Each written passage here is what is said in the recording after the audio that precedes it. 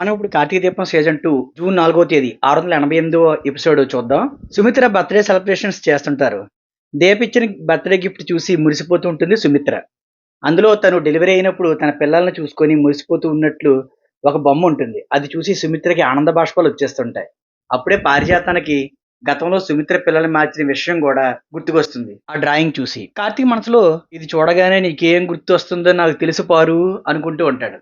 జోస్న మనసులో ఇది హాస్పిటల్లో బిడ్డలు మార్చిన విజువల్ లాగే ఉందే అనుకుంటూ ఉంటుంది. పారిజాతం అయితే భయపడుతూ మనసులో వీళ్ళు నిజం చెప్పాలనుకుంటున్నారేమో అనుకుంటుంది. డ్రాయింగ్ ఎవరు వేశారు అని అడుగుతుంది సుమిత్ర. శౌర్య వేసింది అని చెప్తుంది దీప. శౌర్యని ముద్దు పెట్టుకొని ఎంత బాగా డ్రాయింగ్ వేశావని మెచ్చుకుంటుంది సుమిత్ర. అమ్మ ఎలా కావాలంటే అలాగే వేశాను అని చెప్తుంది శౌర్య. అలాగే నువ్వు ముద్దు పెట్టుకోవాలనుకుంటే అమ్మకు ముద్దు పెట్టు అంటుంది శౌర్య. వెంటనే సుమిత్ర దీపను ఇలారా అని చెప్పి దీప కూడా నుదురు మీద ముద్దు పెడుతుంది. అందరూ సెంటిమెంట్‌గా ఫీల్ అవుతుంటారు. జ్యోత్స్న, పారిజాతం మనసులో మాత్రం రగిలిపోతూ ఉంటారు. నా పుట్టినరోజు నాడు నేను అమ్మగా పుట్టిన క్షణాన్ని నాకు బహుమతిగా ఇచ్చారు అని. ఇంతకంటే గొప్ప కానుక ఇంకేముంటుంది? కార్తీక్, నువ్వు చెప్పింది నిజమేరా.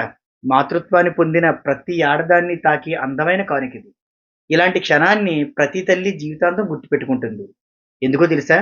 9 నెలలు కడుపులో మోసిన తన బిడ్డని తొలిసారిగా చూసుకునేది ఇక్కడే. తల్లి బిడ్డను పరిచయం చేసుకునే అపూర్వ క్షణాలివి.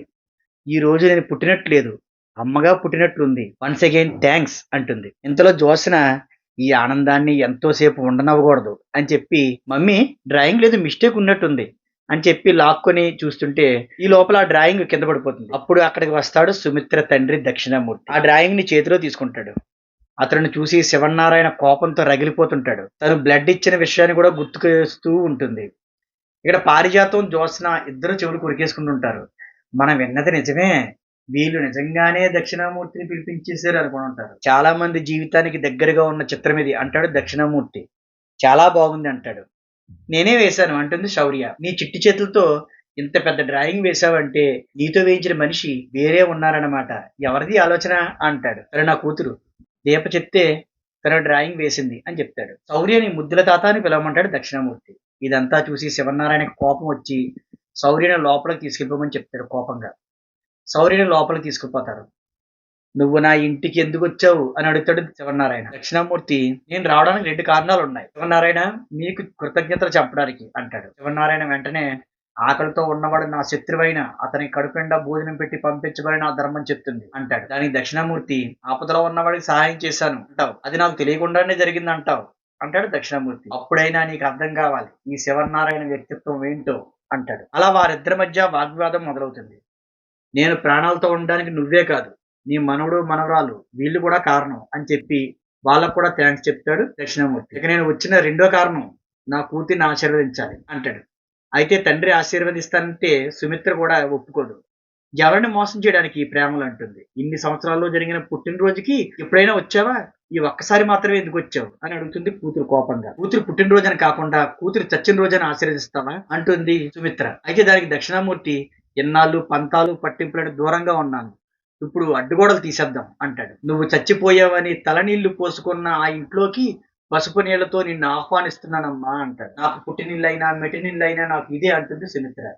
సరే, పూజ చేయించి తీసుకొచ్చిన ఈ అక్షంతలతో అయినా సరే నిన్ను ఆశీర్వదించి వెళ్ళిపోతాను అని అక్షంతలు తీసి సుమిత్ర తల మీద చల్లబోతుంటే శివనారాయణ అతని చేతిని తోసేస్తాడు. అక్షంతలు సరిగ్గా సుమిత్ర తల మీద పడతాయి. వెంటనే దక్షిణామూర్తి, ఈ తండ్రి కోరిక బలమైంది కాబట్టి నువ్వు విసిరికొట్టిన అక్షంతలు కూడా నా కూతురికి ఆశీర్వచనాలు అయ్యాయి అంటాడు. ఏమని ఆశీర్వదించావు? నువ్వు కోరుకున్నట్లే చనిపోవాలని ఆశీర్వదించావా అంటుంది సుమిత్ర కోపంగా. అమ్మ సుమిత్ర అంటాడు. శివనారాయణకి కోపం వచ్చేసి దక్షిణామూర్తి మీద దాడికి దిగితే కార్తీక్, దశరథుడు ఇద్దరు ఆపేస్తారు. ఇంతలో జ్యోత్స్న, ఆయన ఊరికే రాలేదు నాన్న, దీప పిలిస్తేనే వచ్చారు అని చెప్తుంది. దీపతో అంటుంది, నువ్వు ఆయన్ని పిలుద్దామని కార్తీక్ తో అన్నావా లేదా అని అడుగుతుంది. అందరికీ కోపం వచ్చేస్తుంది. దీప, నువ్వెందుకు పిలవాలనుకుంటున్నావు అని అడుగుతుంది కార్తీక్ తల్లి కాంచన. ఇంతలో దక్షిణామూర్తి కలగజేసుకొని, నన్నెవరో పిలవలేదు, నా కూతురి పుట్టినరోజు అని నేను వచ్చాను. ఒకరు రమ్మంటే నేను రాలేదు, ఒకరు పొమ్మంటే నేను పోను అంటాడు. అలాగే ఇది నా ప్రాణ స్నేహితుడు శివనారాయణ ఇల్లు, ఇది నా కూతురు అత్తారిల్లు, నేను ఎప్పుడైనా వస్తాను అంటాడు.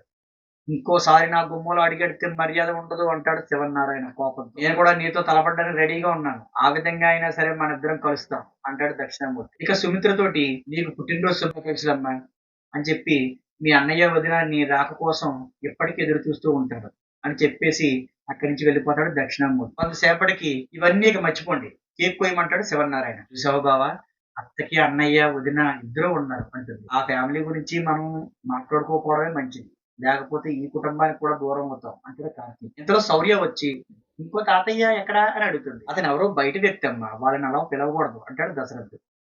సుమిత్రని కేక్ కోయమంటాడు దశరథుడు. దక్షిణామూర్తి వల్ల ఈసారి దీప తప్పించుకుంది అంటుంది పారిజాతం. సరేలే, ఈసారికి తప్పించుకున్నా తర్వాత దొరుకుతుంది అంటుంది జ్యోత్స్న కసిగా. అందరూ కలిసి సుమిత్ర చేత కేక్ కోయించి హ్యాపీ బర్త్డే చెప్పిస్తారు. అలా ఒకరికొకరు కేకులు తినిపించుకోవడంతో ఈ రోజు ఎపిసోడ్ ముగుస్తుంది. మన ఛానల్ ఇప్పటి వరకు సబ్స్క్రైబ్ చేయకపోతే వెంటనే సబ్స్క్రైబ్ చేసి మన వీడియోని లైక్ చేయండి. మేము పెట్టిన వీడియో వెంటనే మీకు నోటిఫికేషన్ రూపంలో రావాలంటే బెల్ ఐకాన్ ఆన్ చేసుకోండి.